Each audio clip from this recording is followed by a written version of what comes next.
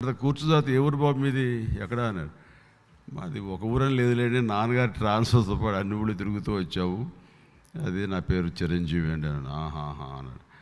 అనిన తర్వాత నాతో పాటు చాలామంది చేశారు, కానీ నా మీదే ఆయన దృష్టి ఉందనేది నాకు అప్పుడు గమనించలేదు, తర్వాత తెలుస్తుంది ఎందుకుందో ఏంటో.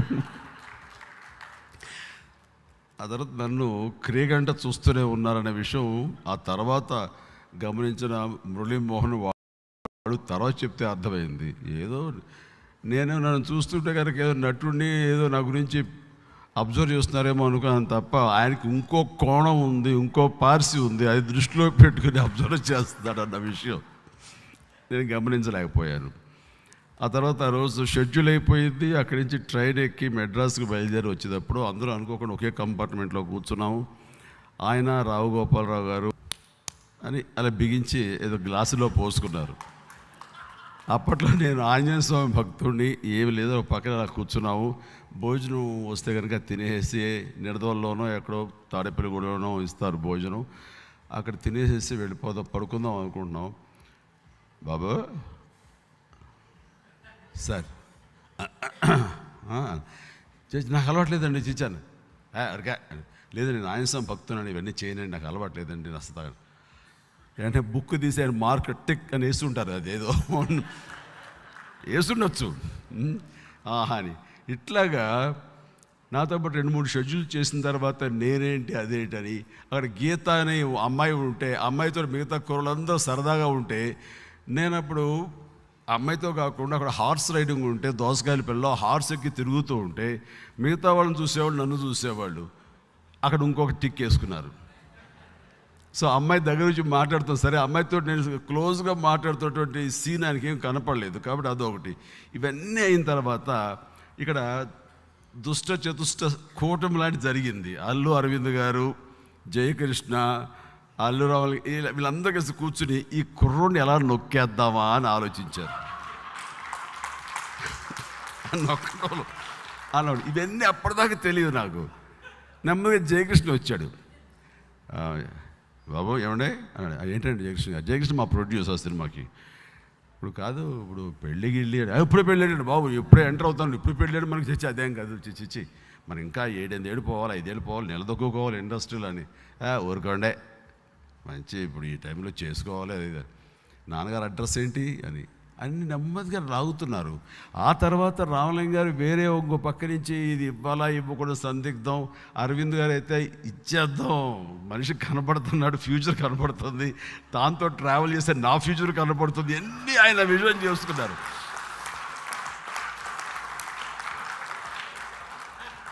ఆయనంత విజనరీ ఎవరు లేరని అందరికి తెలిసిందే కదా.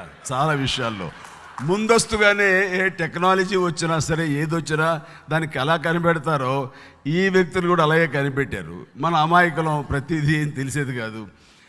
అయిన తర్వాత వీళ్ళందరూ కలిపి కూడబలుక్కున్నారు.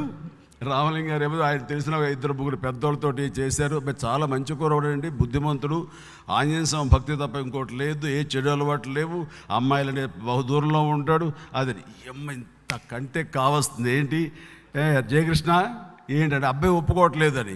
ఒప్పుకోకపోతే ఏముంది మనం చేద్దామని మా నాన్నగారి దగ్గరికి వెళ్ళారండి వీళ్ళందరూ. నెల్లూరు జయకృష్ణ గారు వెళ్ళారు. ఏమండి నేను చెప్తాను, అబ్బాయికి మంచి భవిష్యత్తు ఉంది. అప్పటికి నాన్నకి జయకృష్ణకి పరిచయం ఉంది, ఎందుకంటే జయకృష్ణ మనూరు పాండవులు తీశాడు కాబట్టి నాన్నకి పొత్తు పరిచయం ఉంది, బ్రహ్మాండంగా ఉంది. కానీ అక్కడ అమ్మాయిలు అబ్బాయి అందానికి, ఆ స్ఫురద్రూపికి అంత లేదు మన దగ్గర. స్ఫురద్రూపికి, ఆ అందానికి, అసలు అప్పట్లో కమల్ హాసన్ వస్తున్నాడు, కమల్ హాసన్ మించిన అందానికి అమ్మాయిలు ఎగబడుతున్నారు. అసలు ఎవరు ఎక్కడ లాక్ చేస్తారో తెలియదు. ఈ పరిస్థితుల్లో ఇండస్ట్రీలో మాత్రం మన కుర్రాడిని మనం కాపాడుకోవాలి. కాబట్టి నాకు తెలిసి మంచి సాంప్రదాయమైన కుటుంబం, చక్కటి అమ్మాయి, అసలు అది నోట్లో వేలు పెడితే కొరకదు అని అంది. తర్వాత నా పేక్ కొరికేది, అది వేరే విషయం. అది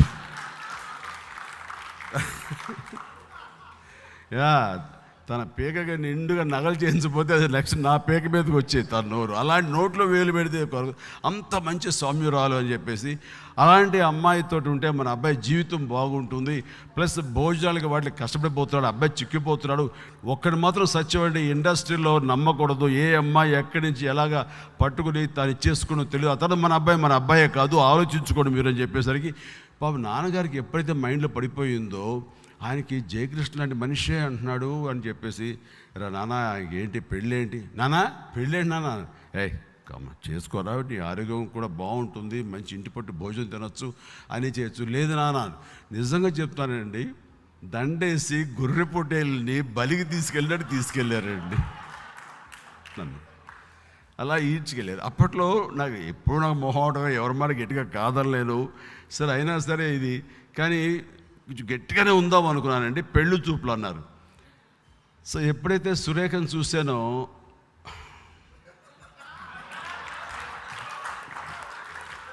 ఏంటి కొంచెం ఏంటి అందామా అందామా అనేది స్టార్ట్ అయింది. నో, ఎస్ వద్దు, మన కెరీర్ మనకి ముఖ్యం. ఇప్పుడు 4వ సినిమా 5వ సినిమా చేస్తున్నాం. లవ్ ఇన్ సింగపూర్ ఓ పక్కన చేస్తున్నాం, ఇంకోటి చేస్తున్నాం. ఇది కథ కాదు బాలచంద్ర గారి సినిమా చేస్తున్నాము, కుక్కాడు చెప్పు దెబ్బని ఇంకో సినిమా చేస్తున్నాం, న్యాయం కావాలి ఇంకో సినిమా. ఇప్పుడు మనకి ముమ్మరగా సినిమాలు ఉన్నాయి, చేతితో సినిమా లేకపోలేదు.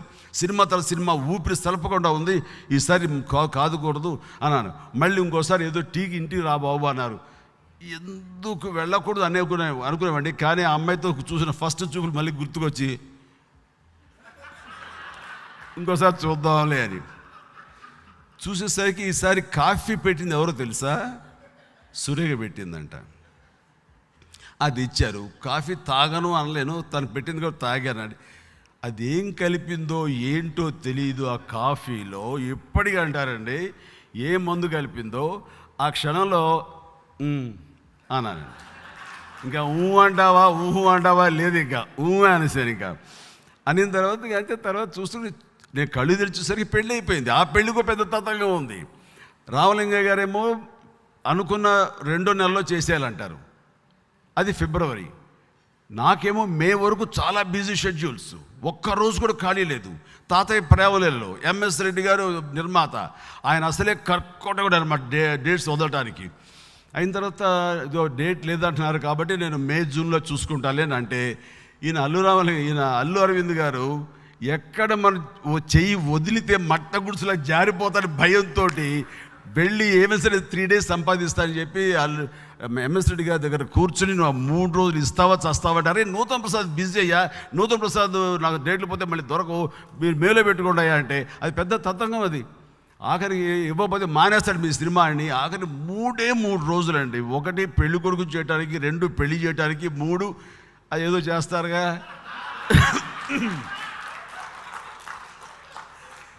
3 రోజులు ఇమ్మన్నారు కనీసం. ఆయన సరేనయ్యా 3 రోజులు రావాలి అని 3వ రోజున కూడా ఆయన షూటింగ్ పెట్టాడు. సీమ అనే అమ్మాయితోటి ఏదో ఒక చిన్న ఐటమ్ సాంగ్ లాగా. సరే అయిపోయింది. పెళ్ళి కూడా చిరాగా చేసుకున్నాను. ఎవడో అన్నాడు షర్టు చిరిగిపోయి, చిరిగితే ఏమంటా ఇప్పుడు తాళి కట్టి అని నేను వాడిని చిరాగపడిపోయి ఇక అట్లాగా ఏదో పెళ్ళి అయిపోయింది అయింది. రామలింగ గారు మొహమ్మత చాలా నిండు కలకలాడుతుంది. ఆ మొహమ్మత ఎలా ఉంది ఇలాగా పసివాడిని పట్టిస్తారు కదా అని. సరే ఏమైనా సరే అయ్యింది, నో రిగ్రెట్స్, వండర్ఫుల్ ఫ్యామిలీ. అలాంటి ఫ్యామిలీలో చాలా చక్కగా సురేఖతోటి నేను ఈ అనుబంధం ఏర్పరచుకోవడం అన్నది అది ఇది జరిగింది. ఆ తర్వాత అలా రామలింగయ్య గారు నన్ను అత్యంత ఒక ఇంట్లో బిడ్డలాగా ప్రేమించేలాగా అయింది. ఆయనకి ఒక కొడుకుని, 2వ కొడుకుని హీరోయిన్ చేయాలి కోరిక.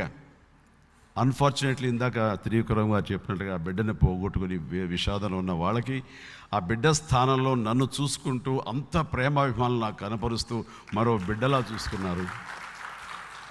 ఆ తర్వాత నేను అంచెలంచెలుగా సినిమా ఎదుగుతూ ఉంటే కనుక ఏదో వాళ్ళ బిడ్డ అభివృద్ధిలోకి వస్తున్నాడు అన్నట్లుగా చూసుకుంటూ వాళ్ళ ఫ్యామిలీ మెంబర్స్ కానీ, ఇట్లా 2వ కూతురు వసంత గారు కానీ, వీళ్ళందరూ కూడాను మిమ్మల్ని చూస్తుంటే మా బ్రదర్ చూసినట్టే అనిపిస్తుందండి, వాడు ఉంటే ఇలాగే వచ్చేవాడు కదా అంటూ వాళ్ళందరూ నాలో ఒక ఇంటి అల్లుడని కాకుండా ఇంటి బిడ్డగా వాళ్ళందరూ చూసుకుంటూ అలాగా అవినాభావ సంబంధం ఏర్పడింది.